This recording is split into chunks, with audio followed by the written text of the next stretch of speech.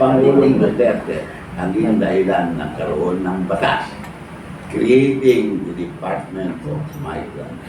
Department of Si Pangulong Duterte, ito mabuti sabihin ko sa inyo kasi meron mga sira dyan, mga sinungaling, inaangkin nila yung OFW Hospital. Sinungaling sila. Madumi, mabaho, at kinakailangan ng isalba mula sa tuluyang pagkasira. Ito ang masalimuot na sitwasyon ng Manila Bay. Dahil dito, pagpasok ng 2019, mismong si Pangulong Rodrigo Duterte na ang nag-utos na linisin ang naturang luok. You start cleaning the Manila Bay and it will be Volunteers started their day early to clean shores along Manila Bay on Saturday.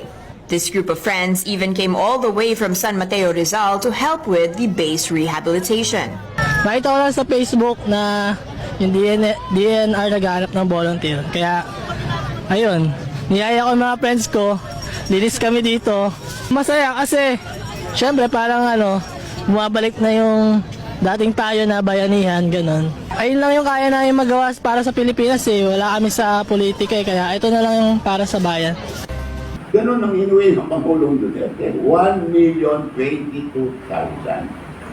Yun. Ang daming revelations, no? Maraming mga pangyayari na Hindi nang lalaman. hindi alam.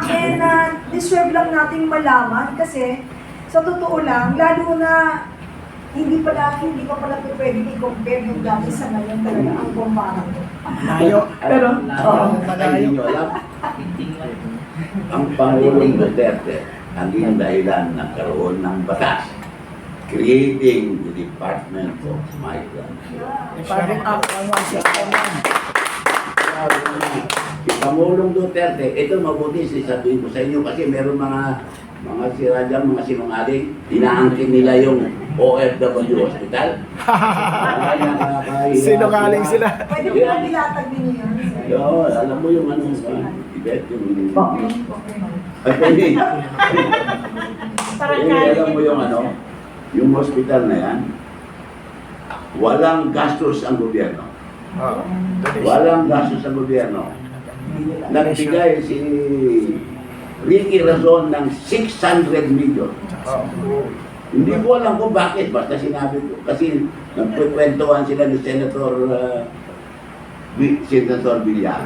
Nagkwentuhan sila. Ako, nasa labas ako dahil na-late ako sa dinner sa Malacanang. So hindi ako makapasok. Nandun sila nagkwentuhan. Sabi ni Ricky Razon kay Senator Villar, "Ma'am, tapos na yung clinic mo. 40 million yun, ma'am. Kailan mo inaugurate?" Sabi gano'n. Ay, hindi pa natin. Papasalamat ako. Ganun ni Linda. Ako naman, wala akong masabi. Sabi ko, Mr. Razon, ano naman sa akin? Meron ba akong clinic? Ayun naman sa kanya. Sabi niya, ikaw, ano bang gusto mo? Sabi ko, kayong bahala. Alam mo, sagot niya, okay na ba sa'yo 600 million? Sabi ko, siyempre boss. Sabi ko, sinanggap ko. Tapos, nung natanggap ko na yan, naganap na ako kung saan ko ilalagay. Saan ko ilalagay yung hospital na 600 million. Nalaman ni Governor Pineda ng Pampanga, inalok niya yung 2 hectares na lupa niya sa tabi ng provincial capital. O, meron ng na-ibig na, meron ng groundbreaking. Pagdating ng groundbreaking, imbitado ko si former President, former President Gloria Macapagal-Arroyo dahil probinsya niya. Kasama si Governor Pineda dahil kanya yung lupa.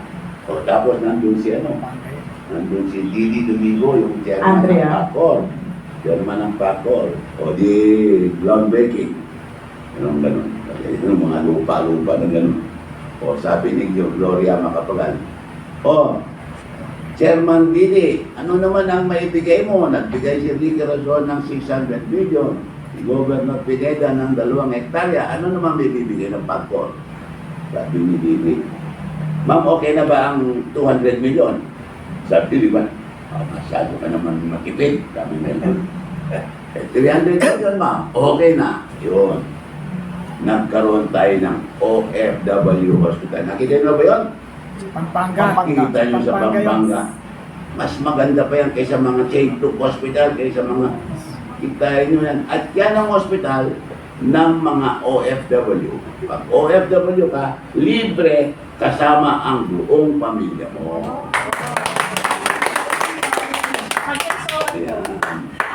In-inaugurate yan noong June 20, 2022. Term pa ni Pangulong Rodrigo Duterte. Ngayon, may mga nag-aangkin sila daw nagpatayo. Sira ulo. Kawawa naman sila. Sabi kung sino nagsabi yun. Pero, God bless their soul. Oo, kasi sila. Kaya kaya siguro matay. Dati sinabi niya na sila ang gumawa. Eh, sa mga panahon ni Duterte. June 2022. Not June, May 2022. 2 months bago mag-end ng term ni Pangulong Duterte. Doon, pumunta tayo doon. Nandun si Alpo siya. Ganun po ba? Pero, kami, matakit, sir, mawalang galang, for 900 million, meron ng ospital. Ngayon po yata, hindi million ang usapan, billion. Hindi pa natin alam kung may tatayo talaga yung proyekto. Nagugulat lang po ako sa candidness ni Secretary Bello to be able to come up with a hospital dedicated for our OFWs to that amount, no? Na pwede na pala sa ganyang halaga. Pwede. Pwede. Walang SOP. Ayan kita mo, hindi yung pala nakikita pa yung mga yan Ang ganda ng hospital yan. Dapat ba? Ayan, pakita Sir mo King, dyan. baka pwede i-search tapos ipakita mo dito. Pwede mo Yan i-search ang tapos pakita mo. hospital. Secretary, for OFWs lang yan o may iba pa? Pati ba yung family members nila? Abong pamilya. Alright. Yung mga yung mga hindi OFW, pwede rin kaya lang magbayad. Ang mga libre dyan, yung mga OFW. Kasama yung mga ex-OFWs. Kasama. Hindi, ex. Dati na. Para sa ex nga. Kasama daw po. Pwede ko yan.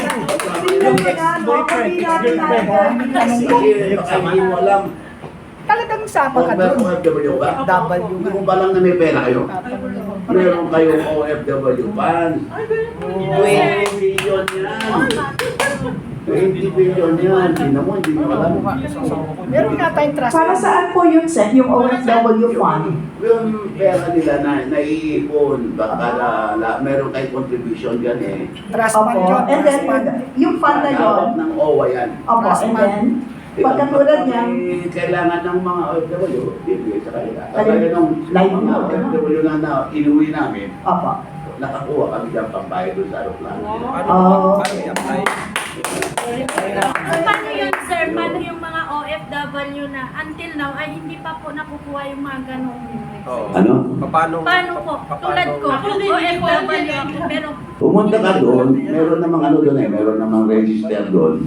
Pagkita mo lang ID mo na former OFW ka, entitled ka. yung passport, sir, pwede na yung passport. Pwede yung passport mo. Tag proof na naging OFW ka. You are entitled to a free medical service in the OFW hospital. Second galing, kasi ito mo sila rin, vlogger yan. Kita mo. Kasi ang dami rin malapit sa akin mga OFW, paano ba yung sa hospitalization? Baka meron kayong kilala. Yung pala sa akin, wala na siya. Hindi ba, Secretary? Wala na rin yung pala, kahit di kayo mangingi, may pondo pala kayo. Pero pa, Kaya hindi natin alam. Kasi natatanggap lang namin, ma'am, pag umuwi kami, 500 pesos dyan sa airport, pagbaba. May 500. Opo. Ayun, alin. Pero yung balik manggagawa na umuwi na, wala naman. Pero nung during the pandemic, no, 10K yan. Sino naging? Yung mga OFW. Meron dyan sa kawangin sa pagbaba nyo, Meron sila binibigyan na financial assistance. Oo. Reintegration program nila yun. Bukod pa po yun. Pero hindi 500 yun.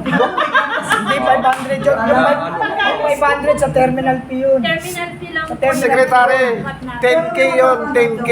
Refund ng terminal fee. 10K yun ang nakuha ko nung OFW ako. Nakakuha ko. Oh, yung ba?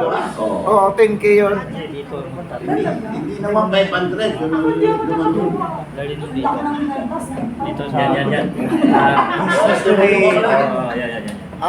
Bilang Eh, wala Wala, na, walang boses. vlogger na.